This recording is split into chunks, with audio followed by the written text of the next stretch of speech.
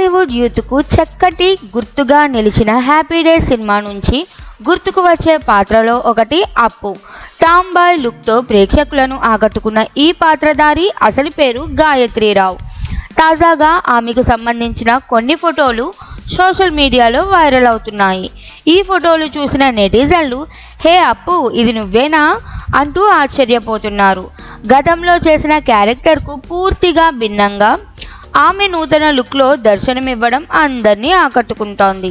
శేఖర్ కమల దర్శకత్వంలో 2007లో విడుదలైన happy days చిత్రం బాక్స్ ఆఫీస్ వద్ద భారీ విజయాన్ని సాధించడమే కాదు, ఓ తరం యువత హృదయాల్లో చెరగని ముద్ర వేసింది. ఈ సినిమాలో వరుణ్ సందేశ్, తమన్నా, నిఖిల్తో పాటు గాయత్రీరావు ముఖ్య పాత్రలో నటించారు. అప్పట్లో ఆమె నటనకు మంచి ప్రశంసలు కూడా లభించాయి. హ్యాపీ డేస్ తర్వాత పెద్దగా అవకాశాలు రాకపోయినా గాయత్రి రామ్ చరణ్ నటించిన ఆరెంజ్ సినిమాలో మరియు పవన్ కళ్యాణ్ నటించిన గబ్బర్ సింగ్ సినిమాలో చిన్న పాత్రలో కనిపించింది. అయితే ఈ ప్రాజెక్ట్స్ తర్వాత ఆమె కెరియర్ ఆశించిన స్థాయికి వెళ్ళలేదు. ఆమె తల్లిదండ్రులు సినీ రంగానికి చెందిన వారే కావడం విశేషం. గాయత్రి తల్లి బెంగళూరు పద్మ. తెలుగులో అనేక చిత్రాల్లో నటించి మంచి గుర్తింపు పొందారు.